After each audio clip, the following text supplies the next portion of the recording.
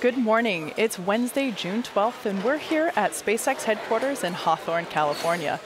You're looking at a live view of the white velvet fog that surrounds Falcon 9 as it awaits its 7:17 a.m. Pacific time launch from the Vandenberg Air Force Base launch site in California. My name is Kate Tice, and I'm an engineer in the Build and Flight Reliability Department here at SpaceX. Welcome to the webcast for the RADARSAT Constellation Mission. For today's launch, we will be flying 3 satellites for our customer, MDA. All 3 of these satellites are for the Canadian Space Agency to help enhance maritime surveillance, disaster management, and environmental monitoring. This morning, we have a 13-minute launch window that closes at 7:30 a.m. Pacific. We're currently at T-minus 11 minutes and 19 seconds and counting. All systems are currently go. So as you can see on your screen there, it's very foggy at Vandenberg today. Our view is completely obstructed, and that's pretty common for Vandenberg. But as you can see above the clouds, it is a clear day. Now, if we were able to see the launch pad itself, you would see something that looks more like the model that I have here next to me.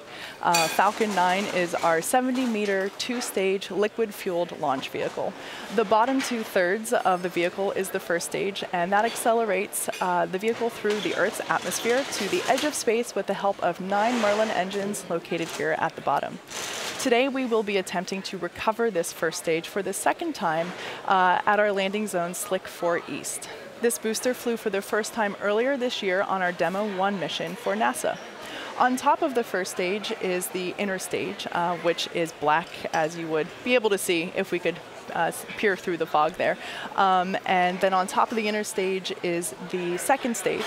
And the 2 stages separate about 2.5 minutes into flight. And the first stage is the portion of the rocket that we are attempting to recover today. The second stage has a single Merlin vacuum engine, or MVAC, which ignites after the first stage separates. The second stage is what will carry the 3 RADARSAT satellites to sun-synchronous low Earth orbit at an altitude of 600 kilometers above the Earth's surface. That's roughly the distance from Los Angeles to San Francisco. Sun-synchronous orbit basically means that the satellite will pass over the same section of Earth at the same time each day. Now, those satellites are safely enclosed inside of the 17-foot diameter payload fairing, which is the pointed cone at the very top of the rocket. This portion of the rocket helps protect the payload from aerothermal loads, heating, and contamination during ascent. Once we reach the vacuum of space, we will jettison the fairing as the second stage continues on its journey to orbit. Because our recovery vessels are currently at the Cape, we will not be attempting to recover the fairing halves today, but it is something that we will continue to pursue on future missions. Lastly, the large truss structure that you would normally see out at the pad is the Transporter Erector, or TE. We use that to roll the rocket out to the pad and raise it to its vertical launch position. The TE also routes the vehicle's fluids, power, and telemetry umbilicals from the ground systems to the rocket and satellites until F9 goes on internal power and clears the pad. At liftoff, it'll retract in order to clear the way for F9's ascent. Falcon 9 rolled out onto the pad with the payload on June 11th. The chief engineer held a technical poll at T-minus 1 hour, and the launch director held a propellant load and launch readiness poll at T-minus 38 minutes. Falcon 9 has been loading propellant since T-minus 35 minutes. F9 uses rocket-grade kerosene, or you hear us call that RP1, for its fuel, and liquid oxygen, or LOX, as the oxidizer. With fuel and oxidizer on hand, we need an ignition source to complete the fire triangle. For this, Falcon 9 uses TTEB, which will be seen at T-minus 0 with a bright green flash down here near the engine section. At this point, we are proceeding through prop loading nominally. It looks like we are nearly complete for LOX and fuel on first stage, complete on fuel for second stage, and about halfway through LOX load on second stage. So there are a couple of important activities coming up in the next couple of minutes. At T-minus 7, we will begin engine chill. This is where we allow a small amount of the super chilled LOX to flow into the engine's turbo pumps prior to the full flow of LOX through the Merlin engines. We do this to avoid any thermal shocks to the hardware. Normally, you might at this point see large plumes of white gas coming from out around the rocket. Of course, we have fog acting as that white plume of gas, but that normally would just be the liquid oxygen vaporizing as it makes contact with the air around the rocket. Also, around T-minus 4.5 minutes, the transporter erector will retract from the rocket slightly to give Falcon 9 clearance for liftoff. At this point, we have also begun helium loading. The vehicle uses helium gas as a pressurant to push the RP-1 and LOX through the Merlin engines. If you think about drinking from a soft plastic water bottle, you let air back into the bottle when you're done sipping, which prevents the bottle from crinkling up. Helium is what keeps the rocket from crinkling as we use up the RP-1 and LOX within the stage. Now, as far as the spacecraft at the top of the rocket, the 3 RADARSat satellites will remain off until after separation from the launch vehicle. Right now, the vehicle is healthy and we are currently tracking no issues. Aside from the fog, which doesn't impose any violation of our launch weather conditions, we are green. The range is also green and prepared to support today's mission. We continue to count down to liftoff in just about 6 minutes. If for some reason we do have a call in, if for some reason we have to call a hold on today's launch, we do have a backup opportunity tomorrow at the same time. Today's mission is for our customer NDA on behalf of the Canadian Government Space Agency. The 3 RADARSat satellites will help the Canadian government monitor key areas including maritime, disaster, and environmental surveillance. As mentioned, today's payloads will be delivered to sun-synchronous orbit. Sun-synchronous orbits travel over the Earth's poles as the planet rotates underneath, with the satellites passing over a particular section of the Earth at the same time each day. Let's get some additional details on how these satellites will serve the Canadian government.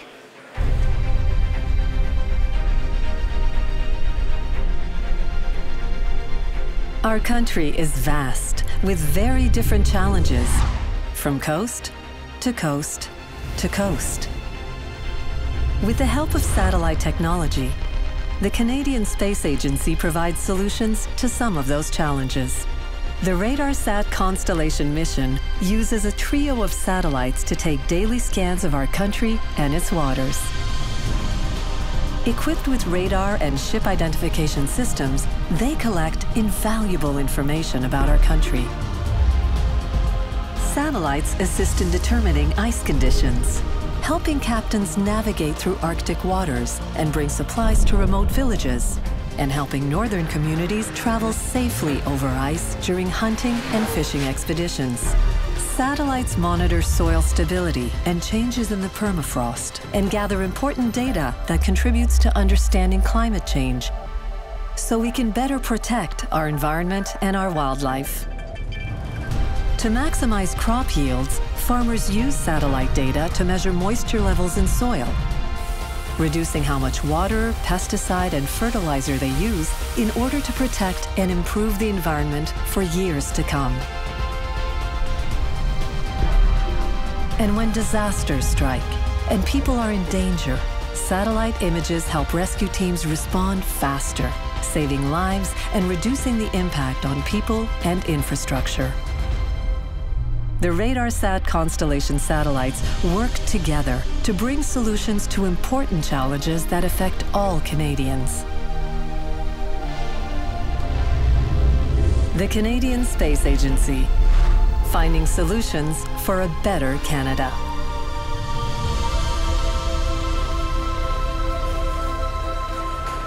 We're currently about 3 minutes away from liftoff. Falcon 9 is now moving into the final stages of our countdown. The first and second stages are both nearly fully loaded with 1 million pounds of kerosene fuel and liquid oxygen. At T-minus 60 seconds, be sure to listen for the call out that F9 is in startup. This means that the rocket's autonomous internal flight computers have taken over the launch countdown. The RADARSat payloads continue to be healthy. The F9 team is tracking no issues on the rocket. Weather is looking foggy, but good. And the range is green for launch. Let's listen in to the countdown nets now.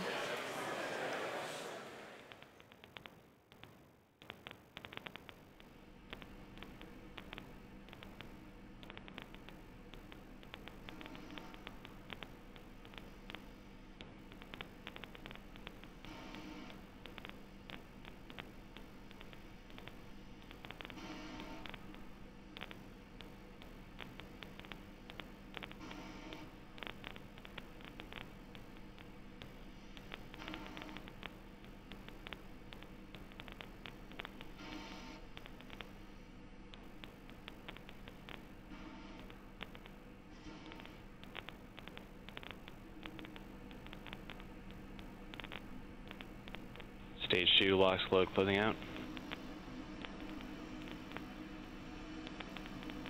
Falcon 9 is on internal power.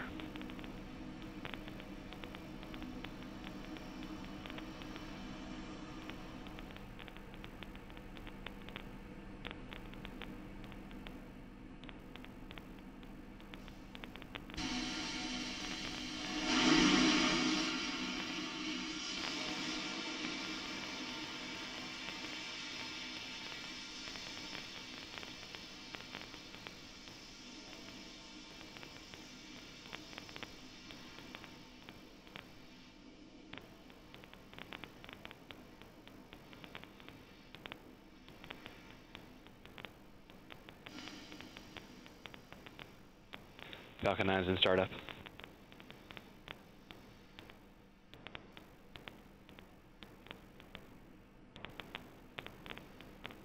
Stage 2 pressing for flight.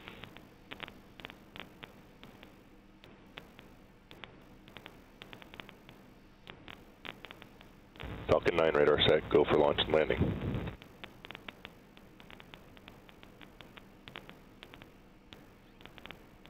T-minus 30 seconds, stand by for the countdown.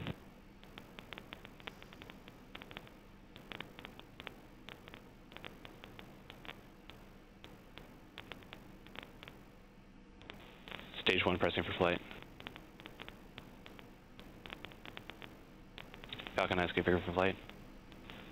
10, 9, 8, 7, 6, 5, 4, 3, 2, 1. Ignition. Lift off of Falcon 9.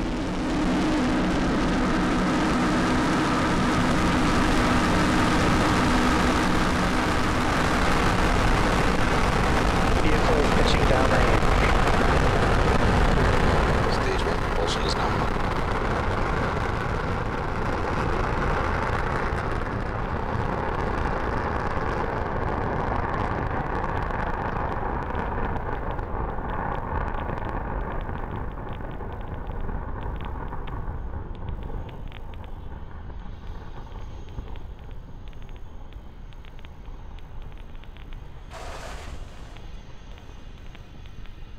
Power and telemetry nominal. As you just saw, Falcon 9 had an on-time liftoff through the fog Acquisition signal, from Hawthorne. Vandenberg Air Force Base.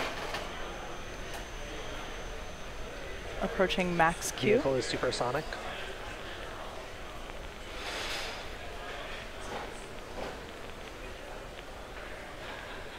Vehicle is passing through maximum dynamic pressure.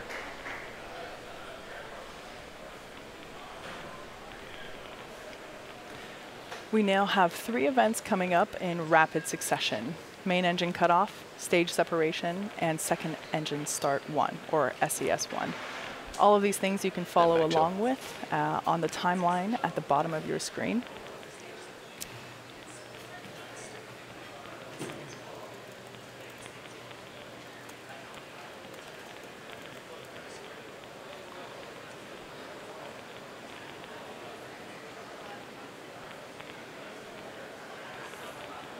Main engine cutoff coming up soon. This is where all 9 engines of F9 will shut down. Trajectory is looking good.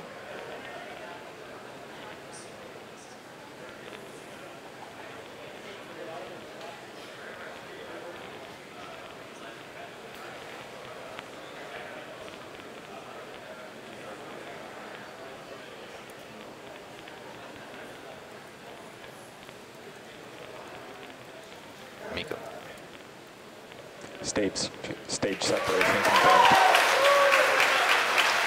And there on your screen, you can see that we have visual confirmation of main engine cutoff, stage separation, and second engine start 1. So on the left-hand side of your screen, we'll watch the first stage as it begins its return back to Vandenberg Air Force Base. On the right-hand side of your screen, you can see the second engine as it begins to carry the 3 RADARSat satellites to sun-synchronous orbit.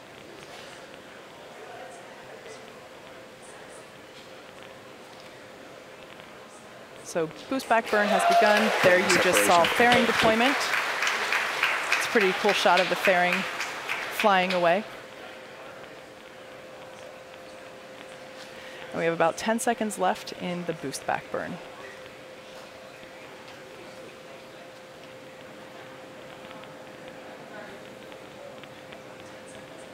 So the shot you see on your left is from inside the interstage. Boost back shutdown. And boost back, confirmation of boost back shutdown. So in order for the first stage to make its way back to landing zone 1 at Vandenberg Air Force Base, it has to execute a series of 3 burns. The first, which you just saw, is what we call the boost back burn, and that helps to slow the rocket down and orient it for entry. Shortly after this, the grid fins, which you see right there, articulating as they help steer the rocket back to Vandenberg, those are deployed to help guide the rocket during its descent. Following that, Falcon 9 executes its entry burn, and that slows itself down before hitting the dense part of the atmosphere. The entry burn actually cuts the first stage speed almost in half. So that's what will be coming up next at about the T+6 minute mark. The third and final burn that stage 1 will execute today is the landing burn. Happens to be everybody's favorite burn, and that takes place just before touchdown as the booster touches down softly on the ground. So if you happen to be in the greater Vandenberg Air Force Base area, I recommend that you head outside because you are very likely in range to experience the sonic boom that comes with re-entry.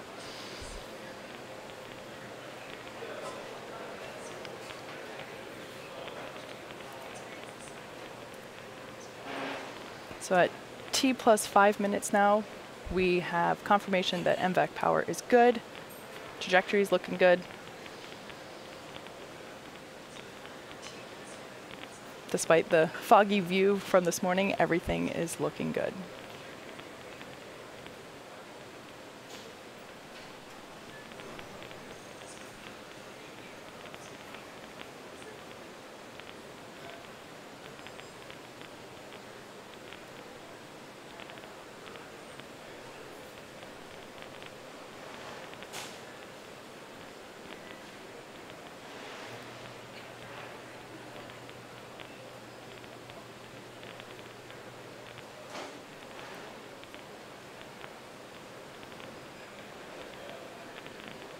We are 10 seconds till entry burn.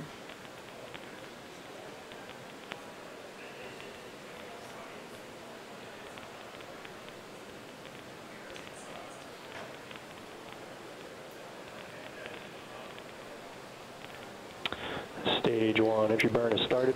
Confirmation that stage 1 entry burn has started. So there on the left-hand side of your screen, you see the first stage as it's making its way back to landing zone 1 at Vandenberg Air Force Base with the help of the grid fins as it steers. The view on your right is the same operation that we have going on, just from a different camera. So there you can see that we have confirmation of stage 1 entry burn shutdown. Stage 2 on the right-hand side there, looking good. Everything is nominal and trajectory is good. Stage 1 FTS is safe.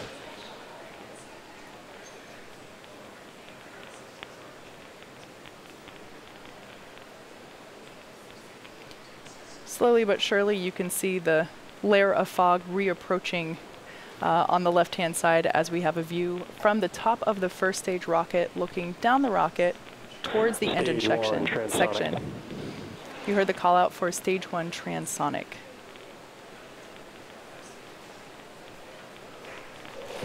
Stage 1 landing burn has started. Landing burn has begun.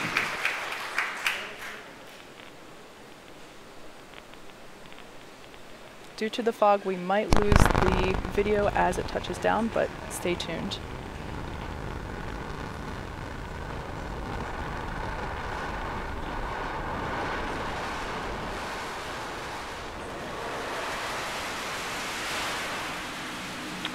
Landing legs have deployed.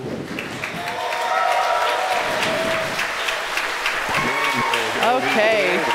There you can see. There you can see, again through the fog, but at least a little bit more clearly this time, Falcon 9 has landed at Landing Zone 1 back at Vandenberg Air Force Base. So with that good news, we turn back into second stage, our primary mission, as it continues to carry the 3 RADARSat Constellation satellites to sun-synchronous orbit.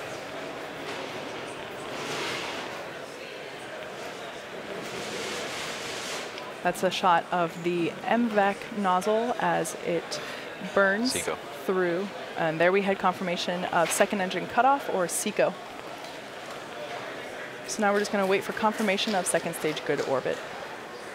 GNC confirms good first orbit insertion. All right, we have confirmation that we have a good orbit for second stage. Now, we're about to enter a 40-minute coast phase, so we're going to take a break, but we're leaving you with an animation that shows where we are in the coast phase. We'll be back at about T plus 49.5 minutes for a second stage relay. Also signal Vandenberg as expected.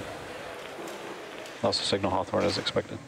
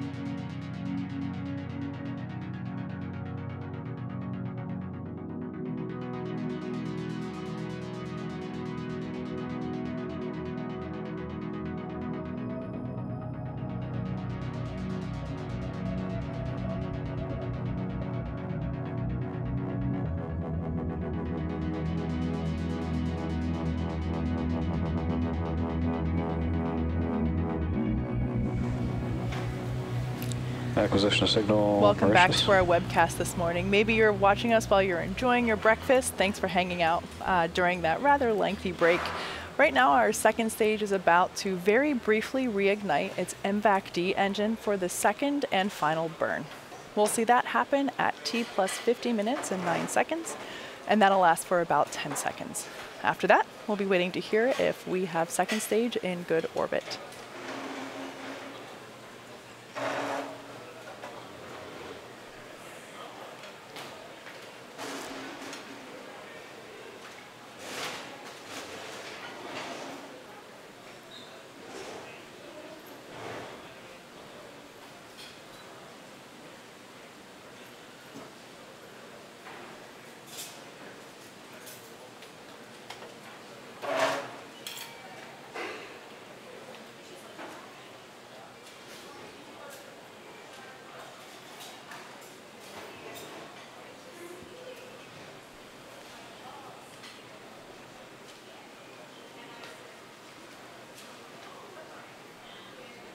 MVAC ignition. And MVAC shutdown.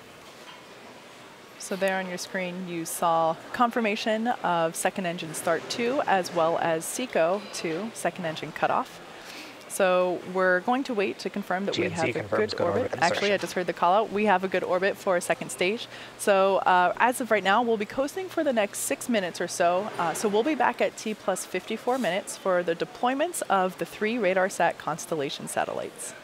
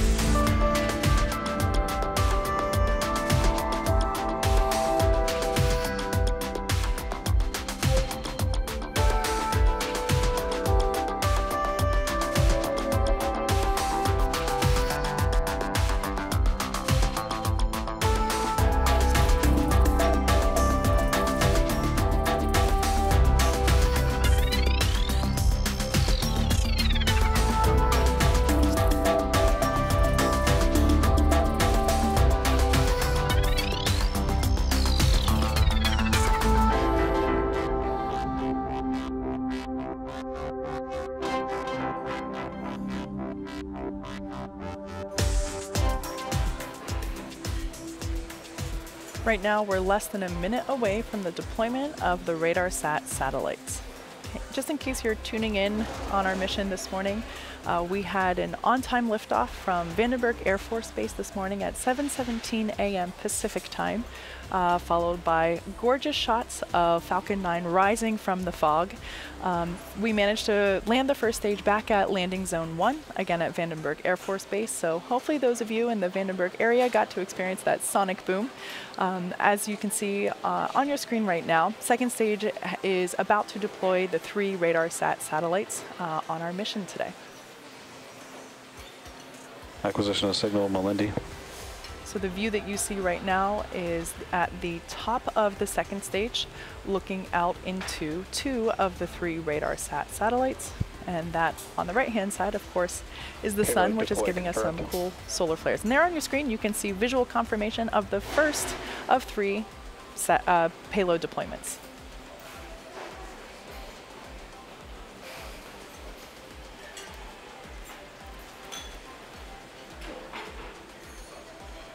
So we are not launching these 1, 2, 3 in rapid succession. They are spaced out a little bit by a few minutes each.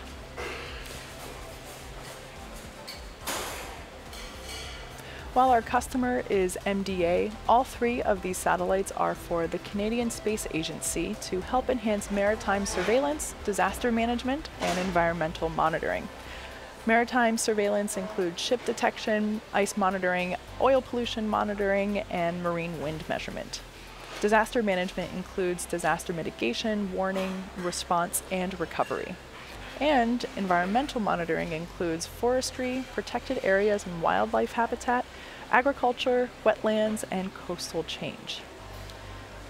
So the next deployment will be coming up at T plus 58 minutes and 23 seconds, so we're just a little over 2 minutes away from that. Sit tight, and we'll bring that to you in just a few.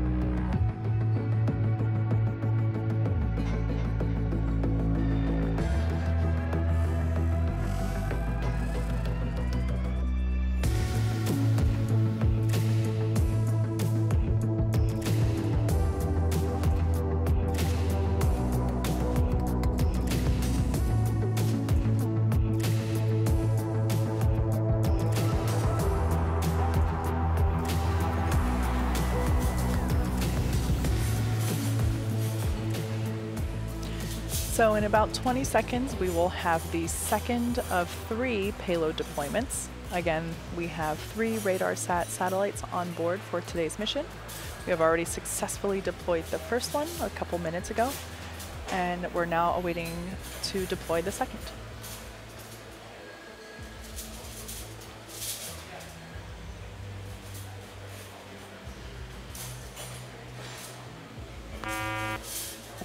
Payload 2 deployed. And there on your screen, you can see that we have successfully deployed the second of 3 of the RADARSAT satellites. As I mentioned earlier, today's payloads will be delivered to sun-synchronous orbit. Sun-synchronous orbits travel over the Earth's poles as the planet rotates underneath, and that allows the satellites to pass over a particular section of Earth at the same time each day. Our final deployment is coming up at the 1 hour and 2 minute mark and 13 seconds. So stay tuned, and we'll be back in a few minutes to bring you that.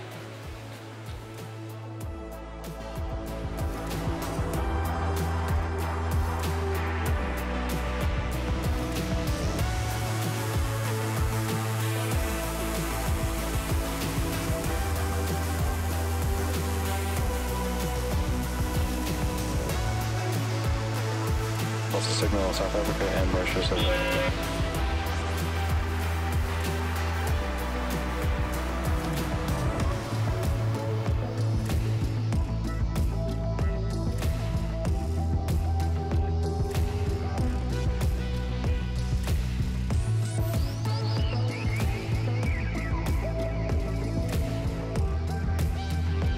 Mundi is continuing to supply telemetry with no video as expected.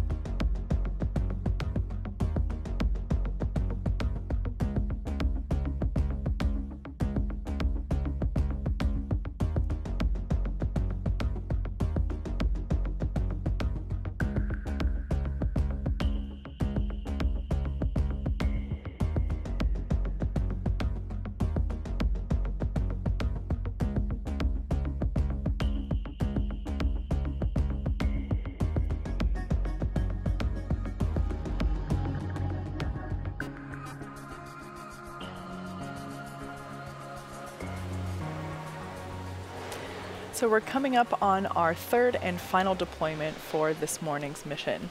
I am hearing from the team that while we will have telemetry available, we might not have video, so stay tuned on the right-hand side of your screen there. If we're able to bring you footage of the final deployment, we certainly will.